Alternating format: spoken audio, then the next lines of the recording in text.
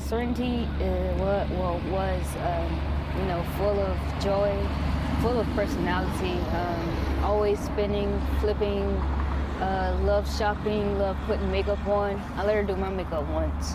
And she's just like really funny, but you can also like talk to her like about things. Like I always tell people we were either two 7-year-olds or two 26-year-olds. So yeah, she was just a big personality, but she was like also very shy and reserved too. I don't know how that mixes, but she perfected it. Well, it's unique to have that much of an age gap and like still be close, and having another sister. Yeah, well, my mom always had us like super close. Even when my mom first had her, like she thought my room was her room. She'd just come in there and climb up in my bed or climb up in my lap and just go to sleep. And it's like, so she's like, we were basically like her butlers.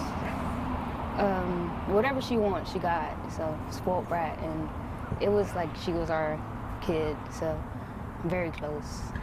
Well, dream big. What is that?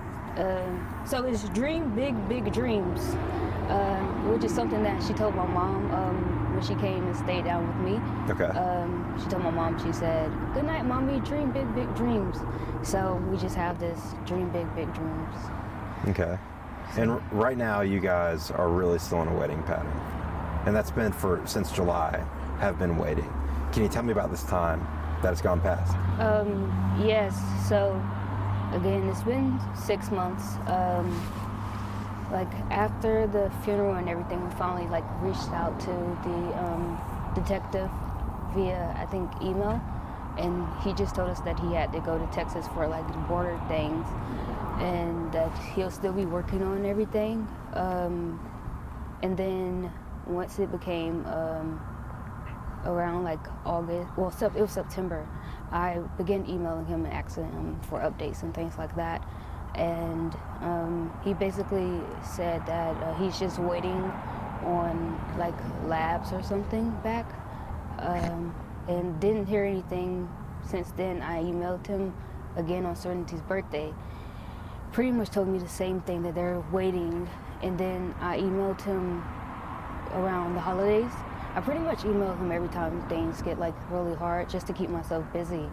And he basically just kept saying that they're waiting and waiting. And I understand that it takes a while to do this, but it's been 6 months, and the guy that killed Serenity is still like out celebrating Christmas, New Year's, Halloween, birthdays, and all of this stuff. And we don't get that with Serenity, so it's like, it makes it really hard, because it's like, you were speeding, you weren't supposed to be driving, your license were revoked, and like, where did you need to go so bad that you had to be doing 95 miles an hour and not paying attention?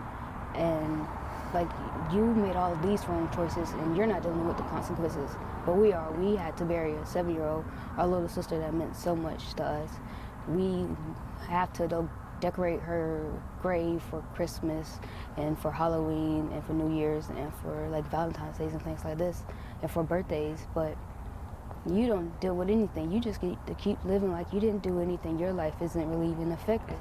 So it's like, we just want him to deal with his consequences instead of us dealing with them all the time. What would that mean to you? Just knowing that, okay, we finally got somebody. Well, it will mean that somebody's serving time for what they did to Serenity, because it's like, right now it feels like she was just taken for nothing and no reason. No one's dealing with the consequences. No one's being held accountable, and it's just not fair. So we just want him, because like everyone knows who it was. Like, they know who was in the accident. They know his name. They know that he had revoked license. At the time, they knew his license was revoked, because we seen his license was revoked the next day, that it was already revoked during the accident. And it's like, how come we're dealing with this and no one else is? What is it like being home right now with the family? I'm sure that comes with some good days and bad days. It does. It comes with a lot of crying, and just listening to my mom break down and scream for Serenity, or like having to hold my siblings, or them holding me when we just like really miss her and things like that. Is holidays, you get through them and you're like thinking everything's okay. You think you've cried everything out like the day before or early in the day. You get around family and you're just there, and then you realize someone's missing, someone's not here, and then everyone's just crying again. And she has like 10 nieces and nephews, so one of us start crying, then it's like a lot of kids crying just for their aunt. Or like even, it doesn't have to be one of us, like they understand that she's gone and they miss her too. So it's like consoling so many people, and like she affected so many lives.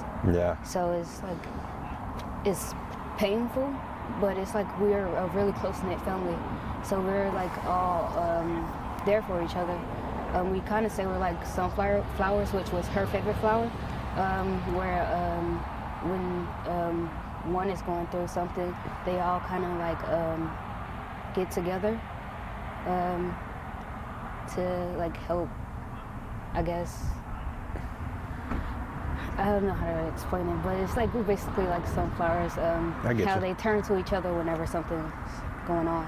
So and it's something that we do with each other, just try to be there for each other.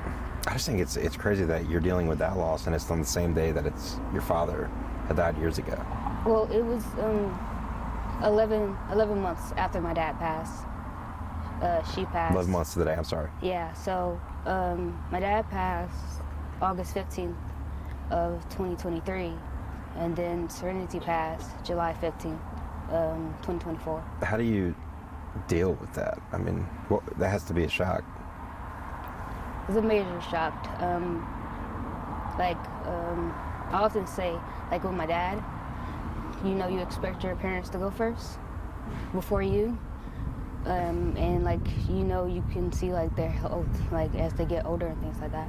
But with Serenity, she was just like so full of like life and joy, and you just knew you had so many more years with her. Than for her to get snatched like that is very different. You don't prepare yourself for something like that. Yeah.